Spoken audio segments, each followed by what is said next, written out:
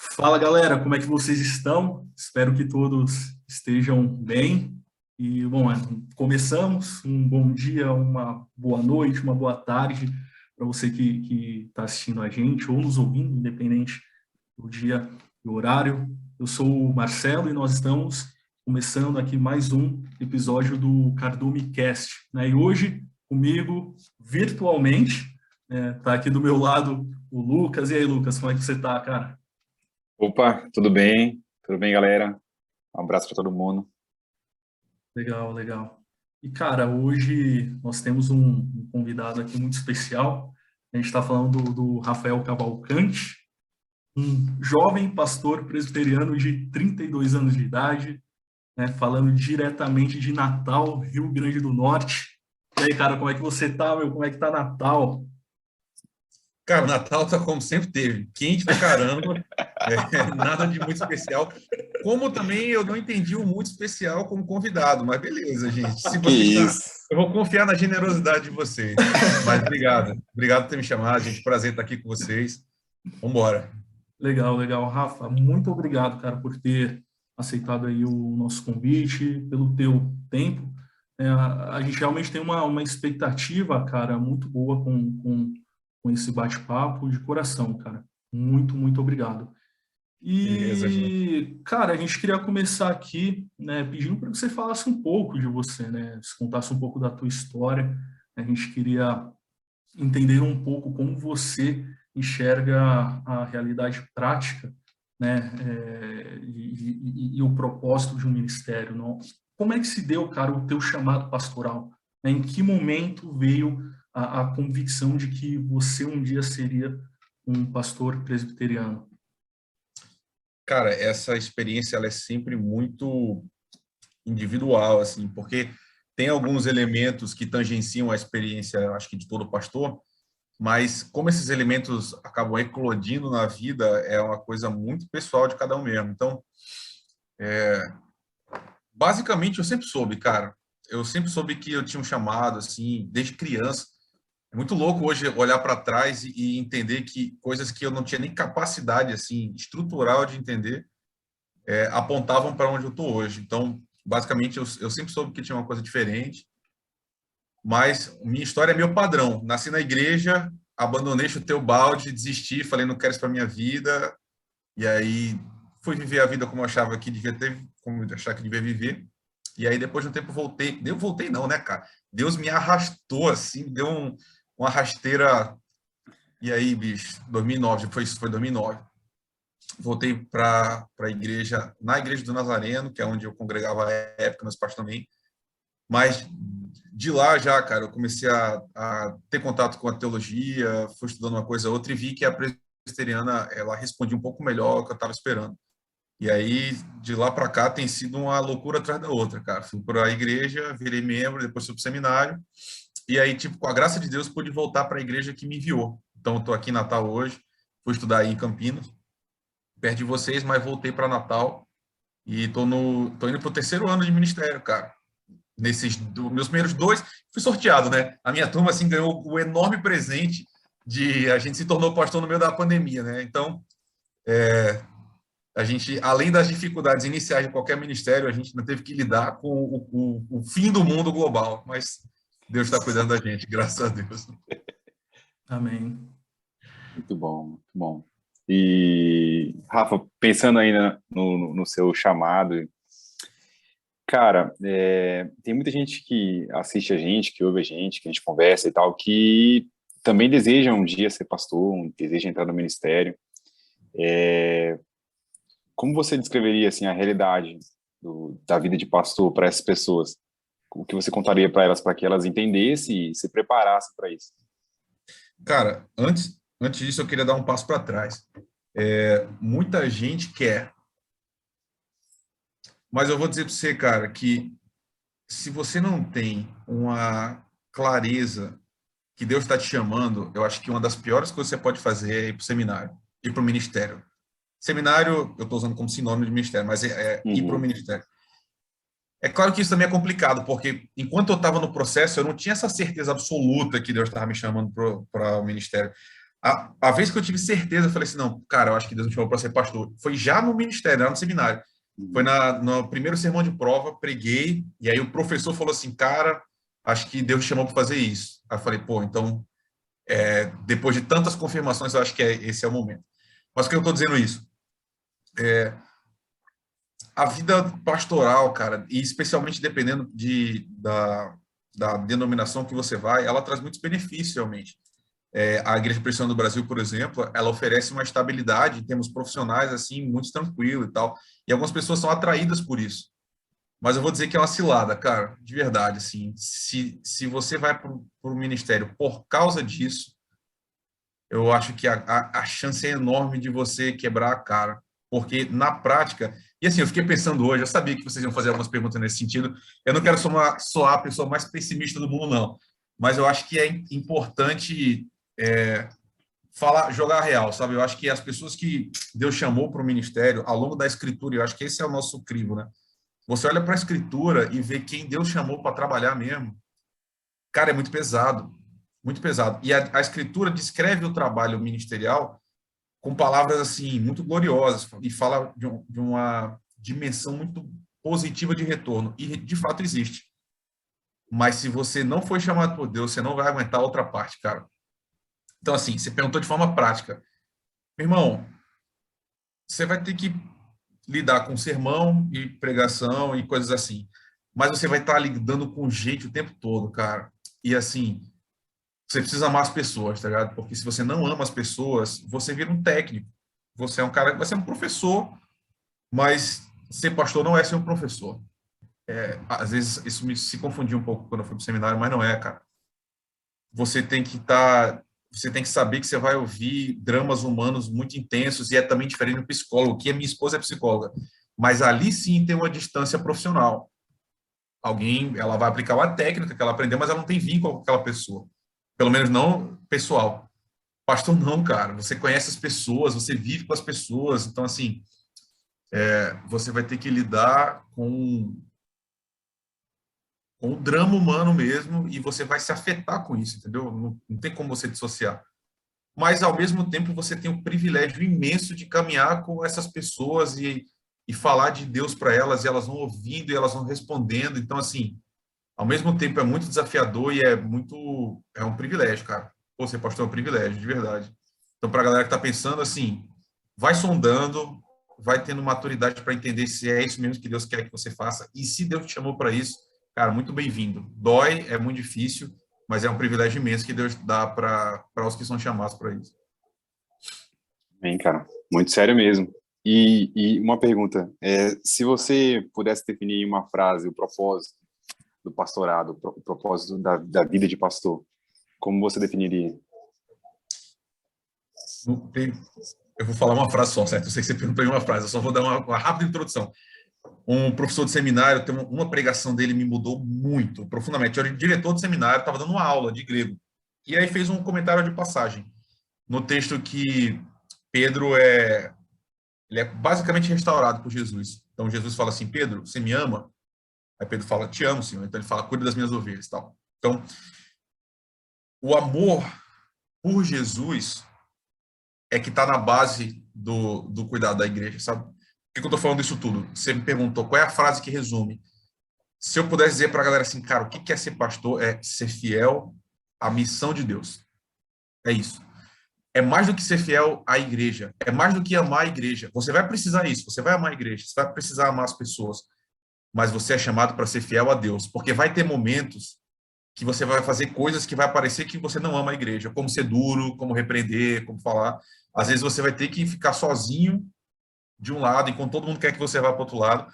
E você tem a clareza de que Deus quer que você fale o contrário. Então, por isso que eu acho que a fidelidade a Deus tem que estar acima de todas as coisas. Deus te chamou para estar com Ele primeiro. E eu falo isso pensando muito nos profetas, cara. Para a galera que tá, faz o seguinte: pega a literatura profética e lê. Profetas são caras muito solitários, muito incompreendidos, às vezes falavam para ouvidos surdos, mas todos foram fiéis a Jesus Cristo e fiéis à missão de Deus. Então, se eu puder resumir o que é ser pastor, cara, eu acho que ser pastor é ser fiel à missão de Deus no mundo. Rapaz, posso dar um glória aqui? Meu Eu Deus nem tô do céu. pregando, hein, cara? Ó, isso aqui não é Meu pregação, Deus. não, não vamos não. Se não tá pregando, imagina pregando. Caraca, eu tava até Mas pensando aqui. Pode isso, falar. isso vem, cara, e é meu. Eu não acho que é triste, eu acho que Deus realmente me colocou nessa posição.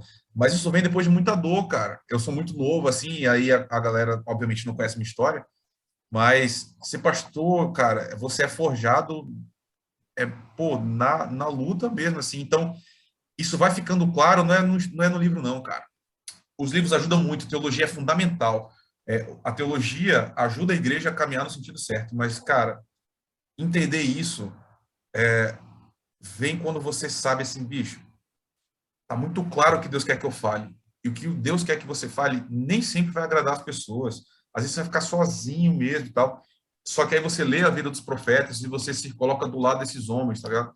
Então, assim, você tem que ter. Por isso que eu falo que, bicho, se Deus não te chamou para ser pastor, não vá para o ministério. Porque você vai precisar passar assim, grandes momentos de solidão. E você precisa ter claro, cara, Deus me chamou, Deus tem uma obra e eu tô obedecendo o que Deus está mandando eu fazer.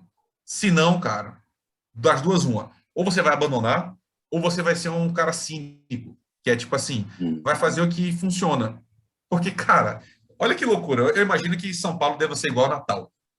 Se uma igreja americana hoje chegar com US$ 1 milhão e abrir um templo lindo, com o melhor grupo de louvor que tem, e um pastor que se fale, ok, cara, a igreja vai ser gigante, vai ser uma igreja gigante.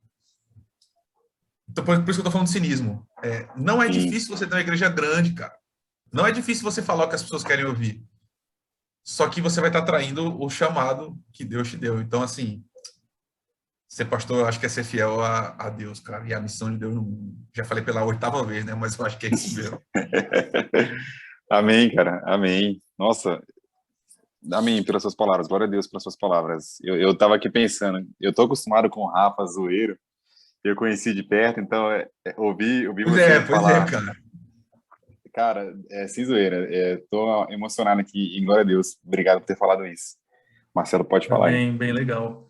E, cara, eu fico imaginando, porque eu acho que nós três aqui, nós estamos aí aproximadamente, né, com a mesma faixa etária, assim, né? Estamos praticamente a mesma idade. Você tem 32 anos, não é isso? Eu 29, o Lucas, eu acho que tem 28, não é isso, Lucas? E, cara, você falando sobre manter-se fiel ao propósito estabelecido por Deus, né?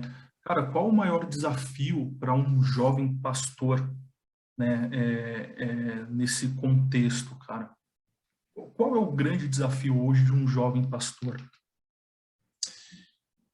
Eu imagino, cara, que tua expectativa de resposta seja algo ligado mais à concretude do ministério. E eu posso falar de várias coisas relacionadas a isso. Mas se eu fosse eleger uma, cuidar do próprio coração, cara.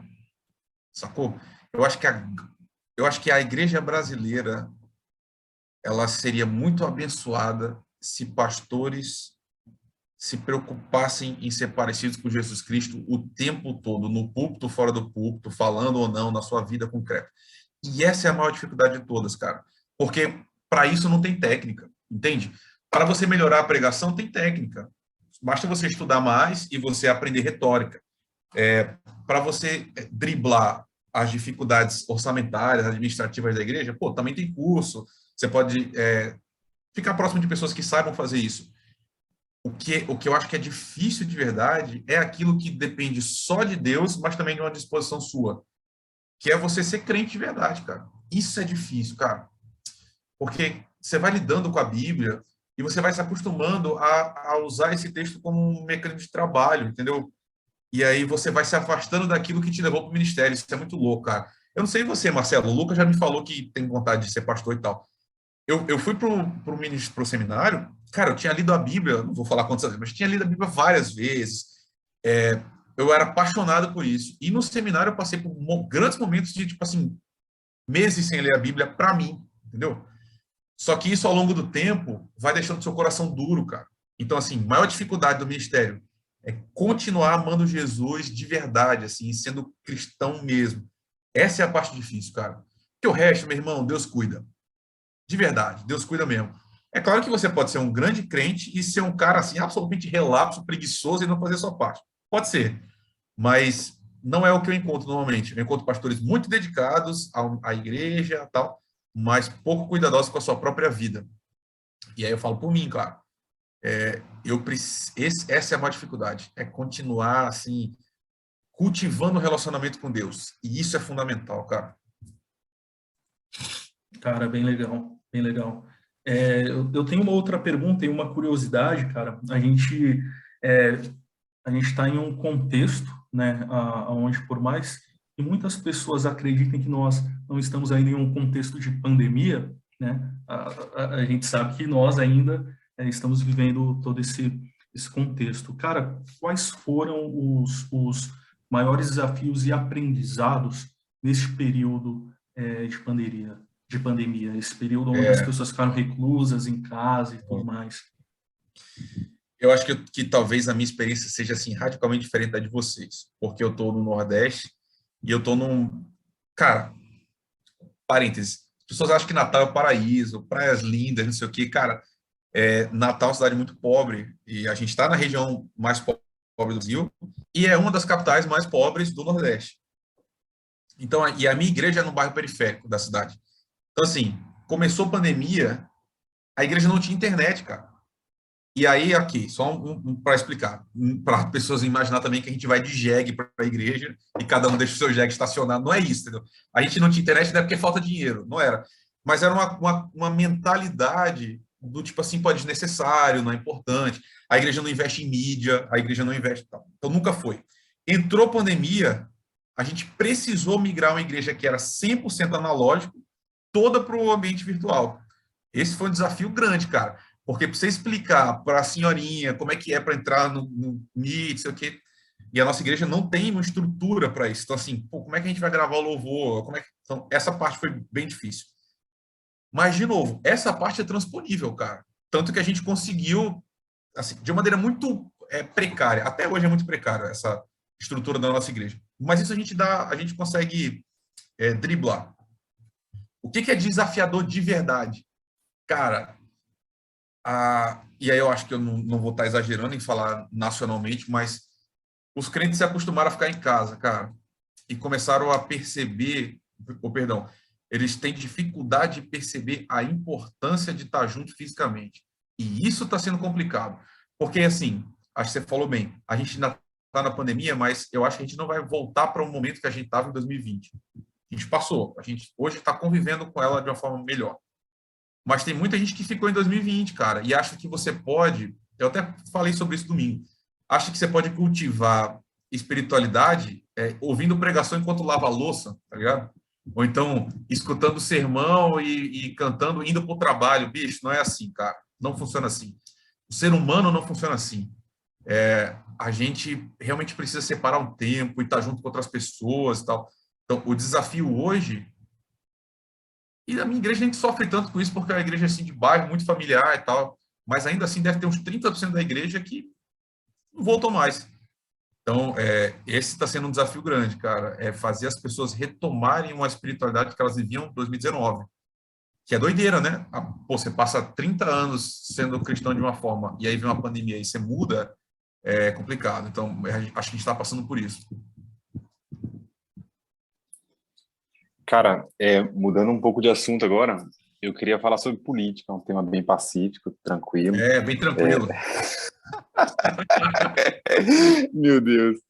E, bom, queria perguntar para você, na sua opinião, como tem sido a relação do cristianismo brasileiro hoje com a política, o que há de bom, o que há de ruim.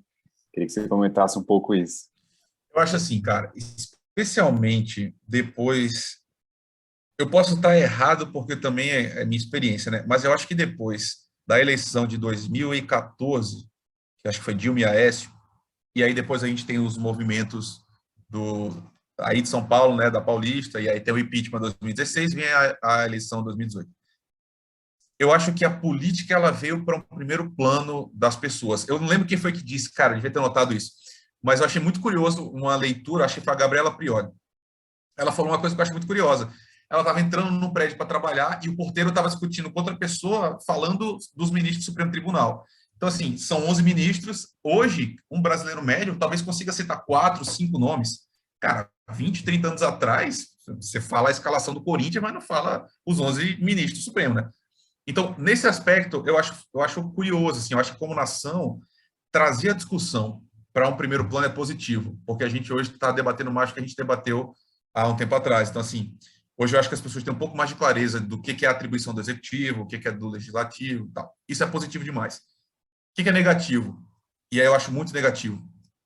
A igreja brasileira, e aí eu vou estar sendo bem injusto, porque o que eu chamo de igreja brasileira tem gente no extremo, tem gente no outro. Mas o quadro geral que eu acho, ela misturou demais as coisas. Eu acho que não tem problema nenhum em você falar de política na igreja. Eu não acho, inclusive, que tem problema nenhum em falar de política partidária na igreja. Eu acho que uma igreja madura poderia falar abertamente. Eu acho que uma igreja madura, por exemplo, poderia ter um debate no sábado à noite para falar quais são as melhores propostas de cada um dos principais e tal, e debater isso. Zero problema. Mas eu acho que a gente misturou as coisas, sabe? Eu acho que quando a gente começa a levar políticos, e aí seja em qual nível for, seja municipal, estadual e federal, para o púlpito, dar o microfone para os caras falar no meio do culto, assim, essa é uma coisa que eu não gosto. Nunca fiz, não pretendo fazer, e quando eu estou, me incomoda muito, porque eu não vejo na história do povo de Israel e depois na história da igreja isso acontecendo e tendo os bons frutos. Nunca vi. Sempre ambiente de culto, é a relação de Deus com seu povo. Ponto. Política a gente faz fora da igreja. E beleza, não tem problema. Você pode, eu não tenho problema com crente sendo candidato, crente sendo filiado a partido, cara, beleza, sem problema. Agora, uma coisa é uma coisa, outra coisa é outra coisa. E aí, uma última coisa negativa que eu acho que a gente está vivendo é identificar qualquer uma das opções que a gente tem como a opção que representa a fé. Isso é muito complicado. Porque eu caminho muito, eu ouço muito, eu já ouvi gente dizendo a esquerda se aproxima mais do evangelho, portanto, votar na esquerda é votar no ideal de Jesus, porque não sei o quê.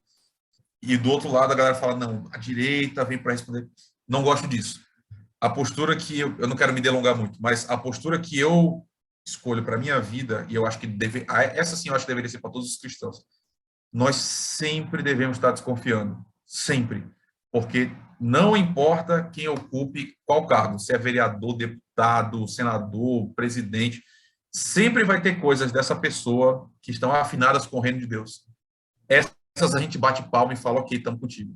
Tudo que for contra o evangelho, nós temos que denunciar, não importa se é o nosso candidato e tal. Eu tenho minhas preferências, óbvio, acho que quase todo mundo tem, mas eu estou muito claro que essa pessoa não é um enviado de Jesus, e nenhum deles é. Se um dia eu me candidatar, eu não vou estar representando Jesus Cristo, eu vou estar representando o Rafael e as pessoas que vão votar em mim, ok. Mas a gente identificar uma opção política como representante do reino, cara, eu acho que a gente se dá mal quando a gente faz isso. A gente sempre se deu mal quando a gente fez e continua se dando, vai continuar se dando mal se a gente seguir por isso aí. E obrigado por não perguntar em quem que eu vou votar. Eu estou muito feliz. Era a próxima pergunta, cara. Não responderei. Meu Deus. Cara, bom, não sei se você quer entrar nesse assunto ainda, mas assim, eu estava conversando sobre isso hoje com uma amiga minha, e eu estava dizendo para ela como, para mim, pessoalmente, é lamentável como a extrema-direita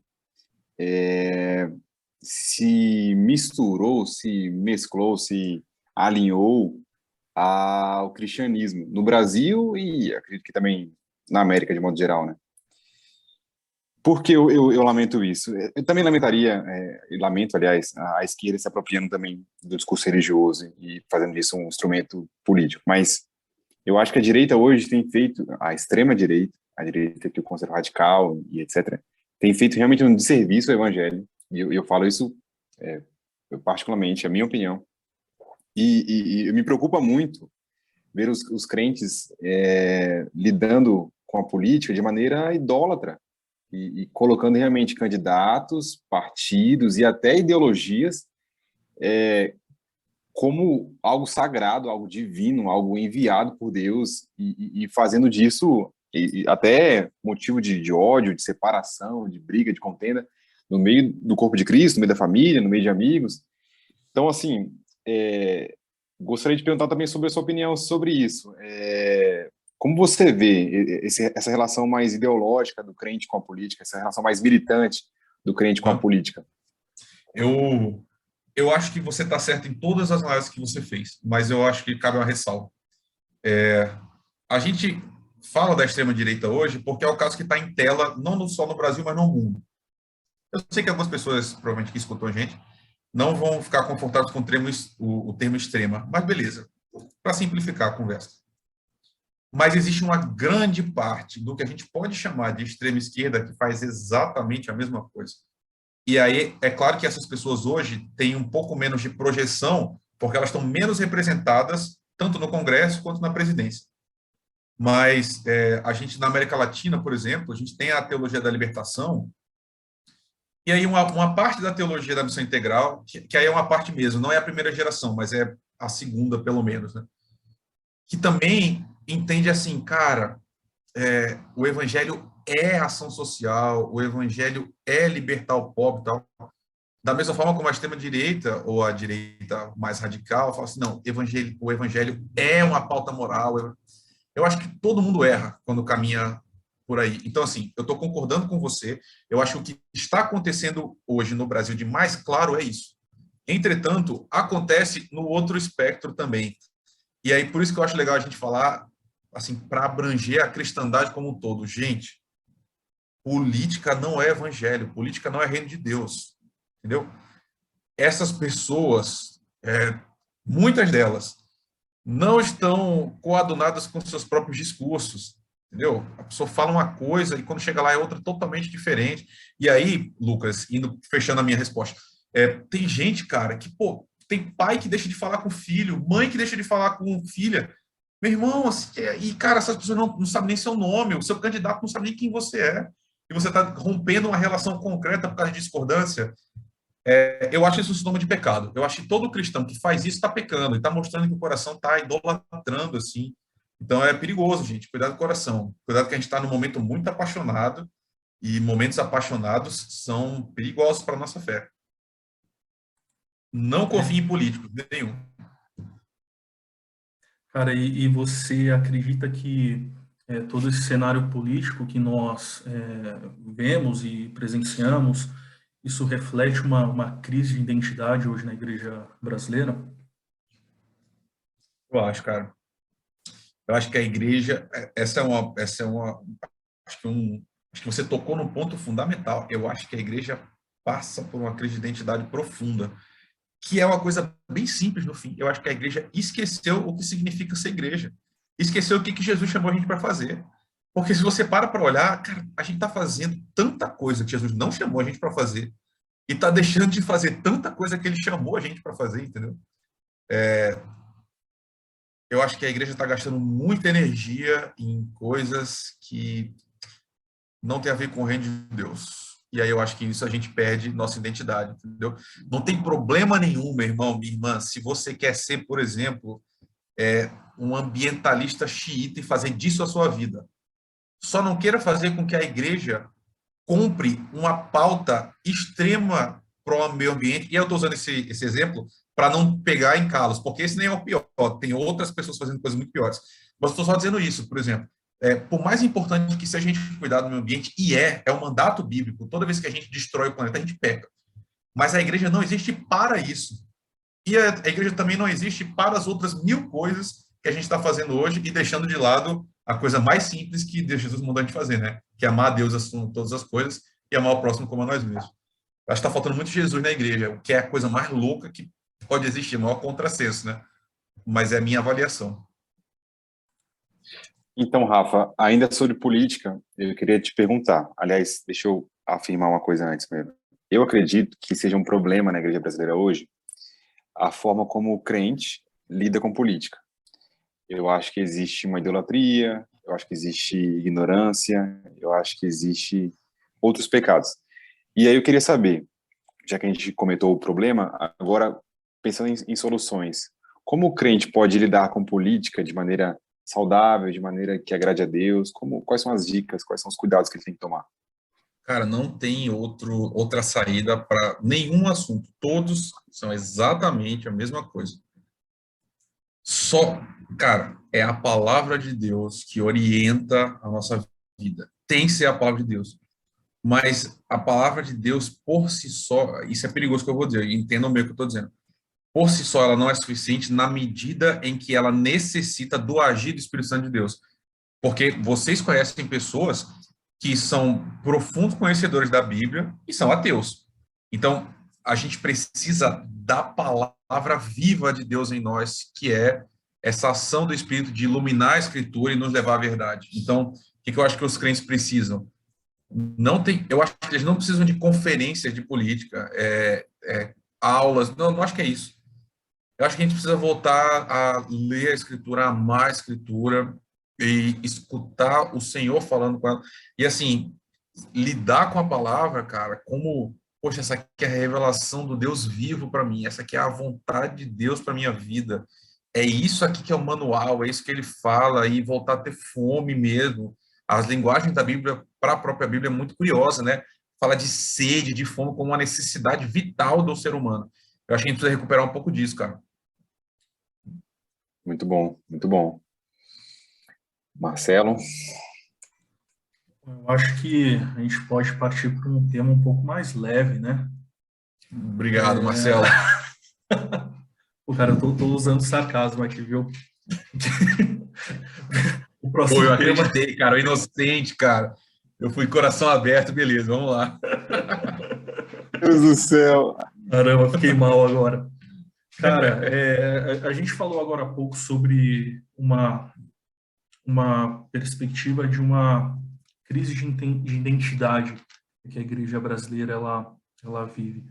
Hoje, cara, quais seriam, na sua opinião, os principais defeitos e as principais virtudes da igreja cristã brasileira? Eu acho que a igreja, vou começar pelas virtudes. Eu acho que a igreja, ela realmente conseguiu uma penetração social, assim, nunca antes vista e nem sonhada no Brasil. Fico imaginando, no caso da IPB, por exemplo, a gente chegou aqui no começo dos anos 1800, né? Então, Simonton, quando chegou no Rio de Janeiro para pregar, eu acho que ele nunca imaginava que a gente está caminhando para ultrapassar os católicos como o primeiro grupo religioso do Brasil. Então, assim, a igreja conseguiu chegar em lugares assim, muito remotos, e a gente ocupa hoje um espaço na mídia, e aí é TV, rádio, internet, sabe? Jornal. Cara, a igreja produz muita coisa, cara, muita coisa. Eu e o Lucas somos de letras, tem um professor lá que estuda sobre isso. É impressionante a quantidade de coisas de literatura, assim, de literatura no sentido mais amplo, né? Que a igreja ela produz. Então, eu acho isso muito, muito interessante.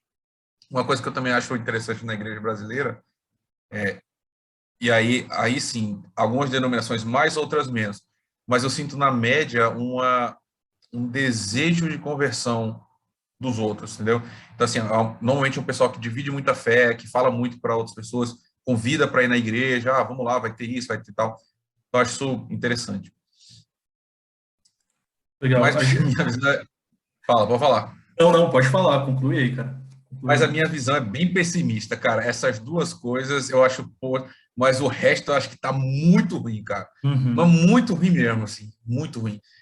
Eu acho que o ensino nas igrejas está muito fraco, muito fraco. E aqui eu não estou me colocando como, sei lá, o gênio da, não é isso não. Eu acho que se você olhar para a geração anterior, a geração que veio antes ainda, a média eram homens que eles tinham mais propriedade para falar das coisas de Deus do que a gente está falando hoje, sabe? É uma coisa que eu tenho batido muito na igreja, batido no sentido de repetir a tecla, né? Batido na tecla. Eu sinto que a gente vai deixar uma igreja pior do que a gente recebeu para os nossos filhos. E isso, para mim, é um fracasso, assim, imenso, cara, imenso. E parece anedota de velho, assim, mas não é, cara. Você vê que os caras falam e era verdade, assim, bastava você... Cara, que loucura, né? Bastava você dizer que é crente e você ter um crédito na praça, tipo assim, gente que não é crente fala, não, fulano é crente. Isso bastar para você ter acesso a crédito, cara, dinheiro envolvido. É muita coisa, né? Ou então você vai alugar uma casa. Pô, você é crente, não precisa de contrato. Isso pode parecer pouca coisa, mas não é. A interpretação que as pessoas tinham de um cristão era assim, essa pessoa ela é distinta do resto da sociedade. A gente perdeu isso em 20 anos, cara. Como é que pode isso? Foi muito pouco tempo. Então, você fala hoje de um cristão, um crente, especialmente um evangélico, mais ou menos. Aí eu não quero também exagerar muito, mas hoje em dia aparece muito a figura do cara que enrola, do cara que não quer trabalhar, do cara que quer enrolar os outros, né? E aí um novo ingrediente que surgiu agora é o cara que tem fome de poder, né? Isso é muito louco, né? Evangélico é aquele cara que quer ocupar espaço, quer ter uma TV, e aí quer ter a maior bancada do país em termos de congresso e tal. Então, assim, acho muito negativo isso. Acho que a igreja hoje faz muito barulho, cara. Muito barulho. E eu acho que a fé precisa de silêncio. Porque quando a gente fica em silêncio, a gente tem contato com o nosso próprio pecado, a gente vê o pecado do mundo, a gente escuta Deus. Então, é muito triste. Isso que eu falei no começo é uma coisa que fica na minha cabeça, né? Hoje a gente consegue fabricar a igreja muito rápido. Há 30 anos atrás, não bastava você ter muito dinheiro para criar uma igreja. Hoje em dia, não importa a cidade. Se você levar uma igreja com a parede preta, muita cor, gelo seco, muita luz, vai bombar loucamente. E aí, eu estou usando uma imagem emprestada do Francis Chan, né? Francis Chan fala, cara, sempre a igreja precisou do Espírito Santo, menos a gente. A gente tem técnica, antes a gente falar do Espírito. Então, a gente se perdeu muito no caminho, muito. A gente está muito perdido. Todo mundo que falou de que essa... Ó, me perdoa, vocês não tem que me perdoar agora, vai ser a minha raiva. Todo mundo que fala hoje que esses eventos, tipo, eu não sei como é o nome, mas rolam uns eventos aí que lota estádio, e a galera olha aí para isso e fala assim, a juventude está melhorando. Não tá, meu irmão. Não tá, mas não tá mesmo. A juventude pode estar curtindo muito estar no ambiente da igreja, mas isso não significa conversão. Isso não significa mudança de vida para todo mundo, né? Claro que para algumas pessoas isso é muito importante. Mas o que eu estou querendo dizer é que acontecer isso, eu tenho um amigo meu que me ligava e falava, tá vendo o que está acontecendo? Um pastor em Minas Gerais. O Brasil tá um avivamento. Eu falei, cara, que isso? Não tá, cara. Não tá. Não tá. E não tá mesmo. Porque a juventude de hoje não é mais parecida com Jesus Cristo do que a juventude do passado. Logo, a gente está errado. E muito errado.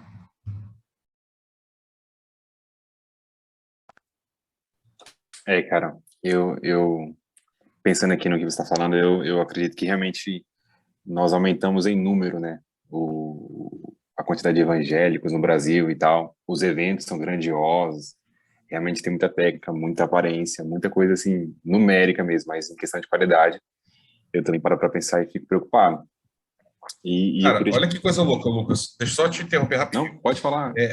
Tem um movimento que as pessoas elas ficam assim fascinadas que em tese é o agir do Espírito Santo, que é grandes artistas se convertendo.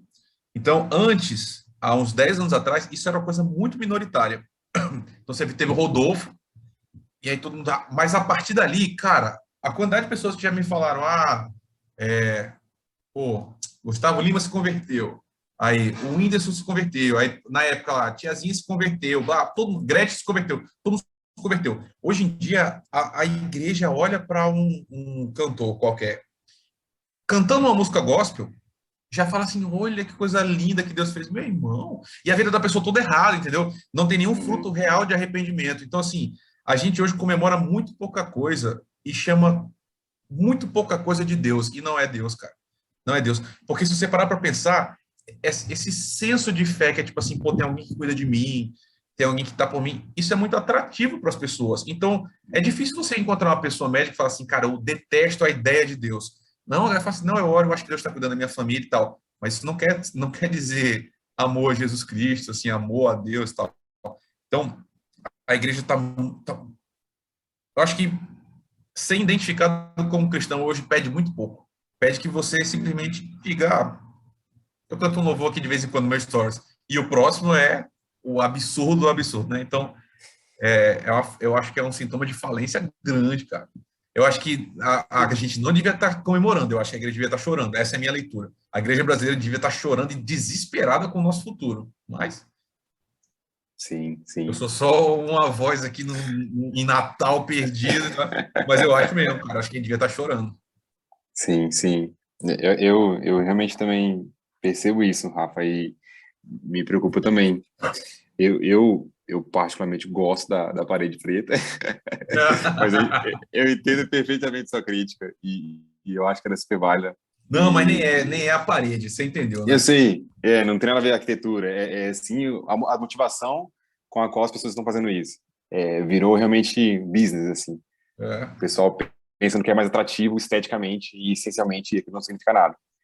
E lembrei do livro do Tozer, sobre avivamento, né? Por que tarda o plano de avivamento? É do Tozer mesmo, não estou confundindo não, né? Heaven Hill. Heaven Hill, confundi. E Leonard Ravenhill, né? E é que o Tozer também era bravo igual a ele. Aham. É, e ele comenta muito isso, né? Que o avivamento, ele começa com um arrependimento. E a gente acha que grandes massas, grandes números, são um sinal de avivamento, que até poderia ser, mas eu acredito que a falta de arrependimento da nossa nação Ah, talvez é. seja o maior problema.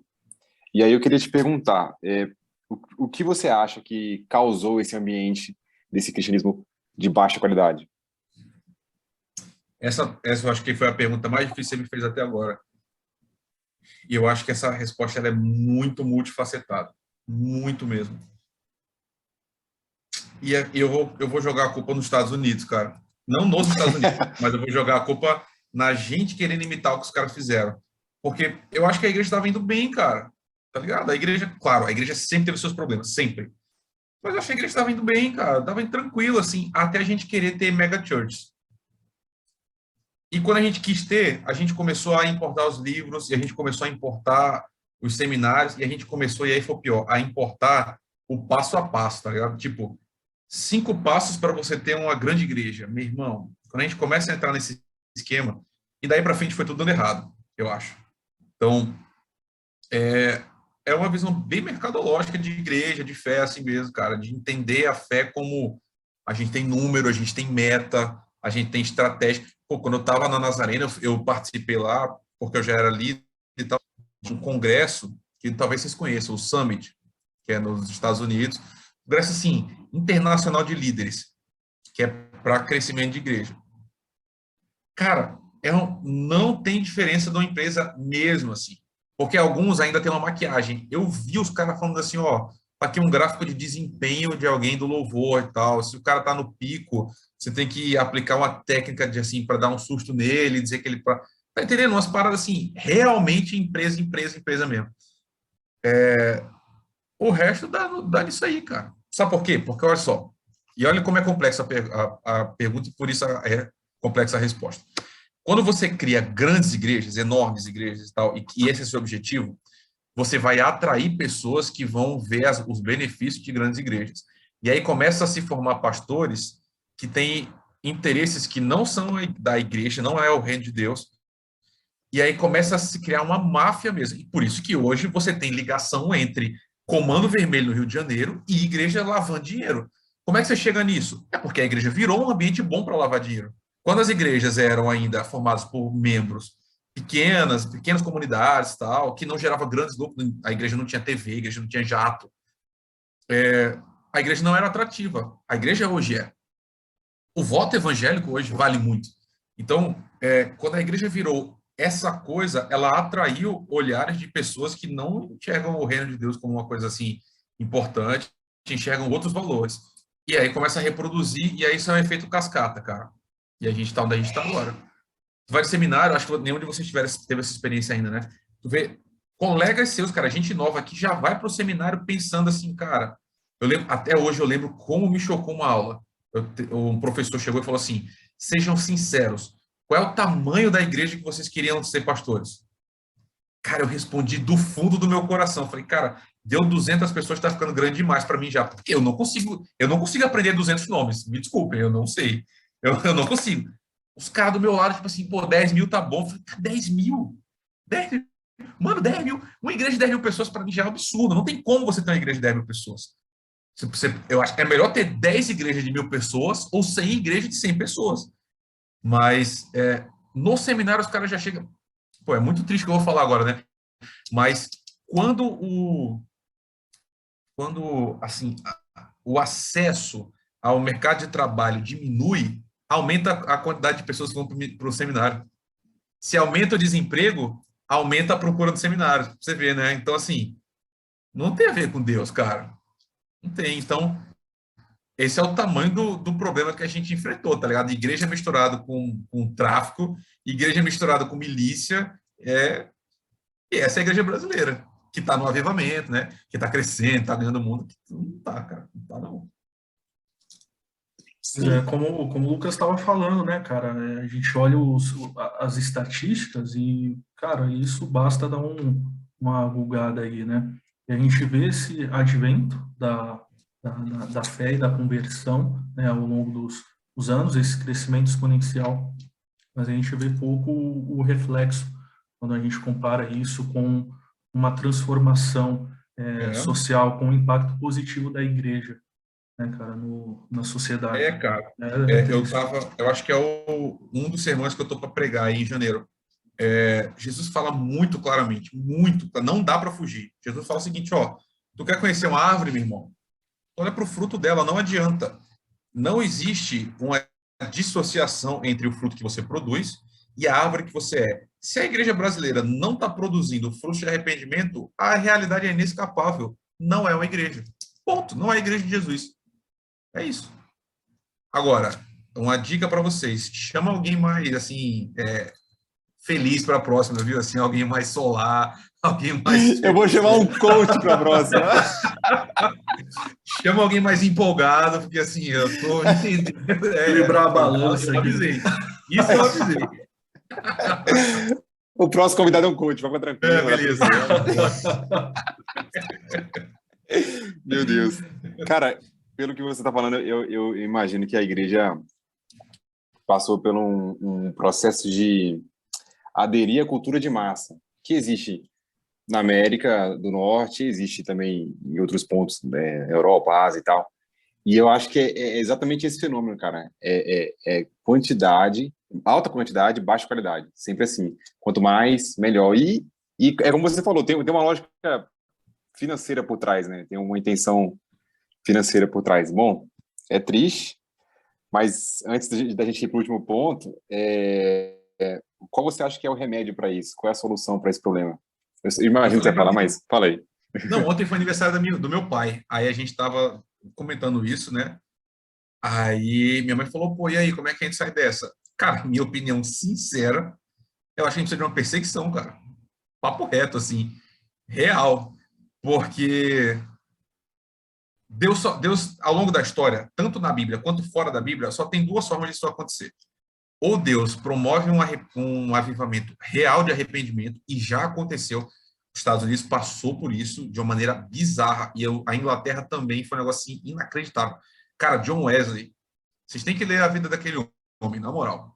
O que Deus fez através da vida dele e tal, do pessoal ali, né, dos metodistas. Um negócio assim, inacreditável, cara. A Inglaterra tinha índices absurdos de alcoolismo, assim, a galera perdendo dinheiro pra caramba em jogo e tal. E esses homens pregando, tem uma frase muito curiosa do Wesley, né? Ele fala assim, cara, o mundo é minha paróquia, porque expulsaram ele da igreja e ele falou, não posso pregar na igreja, então agora a minha igreja é o mundo. E ia pregar debaixo de árvore e a Inglaterra se converteu, cara. Então, assim, bizarro, né? E nos Estados Unidos a gente teve os grandes avivamentos, assim, um negócio absurdo. Deus se moveu mesmo. Pode Deus fazer isso no Brasil? Pode, a qualquer momento, é só ele querer. Ou rolar uma perseguição, que sempre purificou a igreja também. Sempre foi outro caminho. Eu, como mais assim, desesperançoso, acho que a gente precisa da perseguição mesmo, cara, para ficar. E olha, eu falo isso, cara, com um temor profundo, porque na hora da perseguição real, eu não sei como é que eu vou agir, cara. Entendeu? Eu não sei se a minha fé é super sólida a ponto de falar assim, ó, ou tu nega ou tchau, tu vai para prisão. Cara, precisa ser muito crente para isso. Mas alguma coisa precisa acontecer na igreja, cara. Porque do jeito que tá, eu acho que Deus não vai deixar. Porque na Bíblia, Deus nunca deixou. Toda vez... Agora demora, né? Não tô dizendo que isso vai ser amanhã, mas assim, você olha para a história de Israel, você tem 60 anos, 70 anos, Deus fala, chega, agora não. E aí Deus mexe as coisas, né? eu acho que a gente está num momento muito perigoso de achar que está tudo bem, está tudo tranquilo e tal, e Deus pode estar olhando lá de cima e falando assim, olha, abre o olho e tal. Mas eu acho que o que precisa acontecer é uma mudança de Deus. Tem que ser Deus. A gente não vai resolver esse problema, de forma alguma. A gente não tem capacidade para resolver. Deus tem que fazer alguma coisa. Amém. Legal, legal. Bom, cara, a gente está partindo aqui para a nossa última pergunta, né? Eu tenho a sensação de que o Lucas ou já fez essa pergunta ou perguntou algo bem parecido, tá? Mas não tenho certeza. Basicamente, a gente queria pedir aqui para você, né, conselhos, né, para jovens que almejam ser pastores. Primeira coisa, cara, pois pode ser muito mal entendido, mas eu realmente eu acredito nisso mesmo. Cuidado na igreja onde você está. Porque, e aí eu vou puxar a sardinha para o meu lado. Eu gosto muito da igreja presbiteriana porque ela tem um modelo de peneiramento antes do ministério, antes do seminário. Então, como é que a gente presbiteriano identifica? A pessoa tem que manifestar 3 coisas. Primeiro, é um chamado. Esse chamado é interno de Deus. Então, Deus chama a pessoa e ela fala assim, não, eu me sinto chamado. Mas esse chamado é validado, porque a gente entende que Deus não chama ninguém a quem ele não dá o dom. Então, cara, se você acha que você é chamado para o ministério, teste o ensino. Vá ser testado para ensino e para cuidado. E às vezes você está numa igreja que não vai permitir que você faça isso, entendeu? Então, esse aqui é um problema. Se você não está numa igreja e que tem homens sérios, assim, preocupados em caminhar com você para te peneirar antes, meu irmão, tu pode ter um problema muito grande para a tua vida, entendeu? Porque depois você investe tempo, investe, e aí você se percebe com 35 anos, 40, fala, não é isso. E agora? Tu já tem mulher, já tem filho, já perdeu um tempão em termos de viabilizar outras vidas. Então, cuidado onde você está para que você não se engane nesse aspecto. E aí, essa validação do dom, eu acho que ela acontece tanto pela própria pessoa, quanto pela comunidade. Isso também é muito legal na igreja presbiteriana. Então, assim, vamos supor, vocês chegaram hoje para ser, eu quero ser pastor. Eu vou colar em vocês, e aí vou colocar vocês para falar, e aí, é óbvio, ninguém espera de alguém que não foi para o seminário um bom sermão, no sentido, assim, sermão técnico. A gente espera lampejos da presença desse dom. Então, a igreja vai avaliar, vai ver, a gente vai conversar, tem um caminho. Então, isso é fundamental. Por que eu estou falando isso? Porque, de novo, gente, se Deus não te chamou, foge desse negócio. Spurgeon tinha uma frase que, assim, essas frases de efeito, elas não são a verdade total, mas elas dão um caminho. Ele falou, se você conseguir ficar longe do ministério, fique. E é meio isso mesmo, cara. Tipo assim, não é exatamente isso, porque você pode ter um medo paralisante e aí você precisa vencer esse medo. Mas quem é pastor mesmo, cara, assim, quem é chamado, não consegue, foge, mas aí você sabe o que acontece, né? Você vai para uma barriga de um peixe e Deus te traz de volta. Então, assim, eu acho que é isso. Cuidado na igreja que você está, se testa antes e, acima de tudo, sonda as tuas motivações, com muita calma, assim mesmo. Você quer ser pastor por quê? Porque o púlpito é legal, que eu quero ter 6.000 seguidores, meu irmão, começa a sondar isso com muita calma no seu coração. Tem formas muito melhores de você ser famoso, cara. Não queira ser pastor se for por causa disso. E ora, cara, ora muito, lê muito a escritura. Se você não ama a Bíblia, e se você não gasta tempo com Deus de oração, provavelmente Deus não está te chamando para ser pastor, tá? Já é um grande sinal de alerta, porque a sua vida vai ser isso. Mas eu não quero falar só isso, cara, eu quero dar uma palavra de incentivo, meu irmão. Se você sente que Deus te chama para ser pastor, cara, se isso é uma coisa assim que mexe com o seu coração e tal, irmão, a Bíblia fala como um privilégio imenso, imenso, assim. E eu fico vendo a vida, de novo, dos profetas. Eu acho que nenhum deles abriria mão do que Deus chamou para fazer, sabe?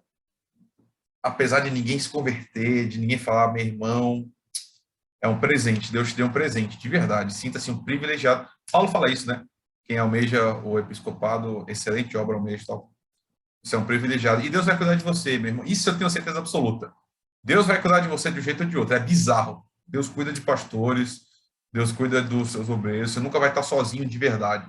É uma sensação de solidão muito intensa, mas você está sempre rodeado de uma aura assim da presença de Deus que é bizarra. Às vezes você não vai perceber, às vezes vai ser muito ruim, mas você nunca vai estar sozinho. E a igreja precisa de pastores. Então, se Deus te chama para ser pastor, cuide do seu coração, mas venha. A igreja precisa de você. Amém. Amém, Rafa. Obrigado pelas palavras. Obrigado aí pelas reflexões. Obrigado aí por ter tocado no nosso coração, inclusive, cara. Fala de coração. Com a realidade do ministério e a beleza do ministério. Obrigado pelo diagnóstico da igreja, obrigado pelas dicas, obrigado pelos apontamentos. Eu acho que é interessante e saudável para todos nós refletirmos sobre isso. E obrigado por ter aceitado o convite, ter disponibilizado seu tempo para fazer isso aqui. Eu sei como é difícil a vida de pastor, é corrida. Então, muito obrigado, cara. Deus te abençoe. Cara, tamo junto, cara. Obrigado mesmo. Honestamente, não acho que eu tenho muita coisa para contribuir. Fica só reclamando e criando cenários apocalípticos. Mas a última palavra que eu quero deixar é, meu irmão, minha irmã, se tem uma coisa que eu acredito, é que o mundo caminha numa marcha imparável e irrefreável rumo à vitória total e completa de Jesus Cristo, que prometeu que vai voltar para restaurar todas as coisas. Pode estar ruim aqui no meio. A gente pode olhar e falar, pô, tá horrível, não vejo saída. Eu não sei de onde é que essa saída vai chegar, mas ela vem. E se você ama Jesus Cristo, você está do lado da paz eterna, sabe? Uma hora, meu irmão, não vai ter mais essas besteiras, a gente vai estar lá com ele para sempre e tudo vai ter valido a pena. Amém. Amém. Amém. Amém. Cara, eu também queria te agradecer. Eu, particularmente, estou bastante, me sinto edificado aqui com essa nossa conversa. É incrível, cara, como toda oportunidade que nós temos de conversar, né, com pessoas diferentes e que agem em aspectos diferentes, em níveis diferentes, né, em atuações diferentes na sociedade, o quanto a gente cresce, o quanto a gente aprende. E, cara, eu queria te agradecer muito. Tá? Oh, valeu, cara. Obrigadão. Obrigadão. Valeu mesmo, gente. E agradecer a você que ficou conosco aqui até agora. Obrigado por ter assistido. E a gente deixa aqui a recomendação para que você também conheça os nossos outros materiais, né, os nossos outros vídeos, nosso podcast no Spotify. Tá? É só procurar lá, Cardumicast. Bom, e conhece a gente, ouve, assiste e seja edificado também, tá? Que Deus curte, compartilha, clica no sininho, arrasta pra cima, isso ainda, curso. Isso tudo ainda é muito vira novo, membro, gente. E aí coisas aqui que não pode contar ainda, mas vem coisas especiais para vocês, aí é isso aí. Desse jeito. E é isso aí, gente. Muito obrigado e até o próximo episódio do Cardumicast. Até mais. Valeu, galera. Tchau, tchau. Valeu.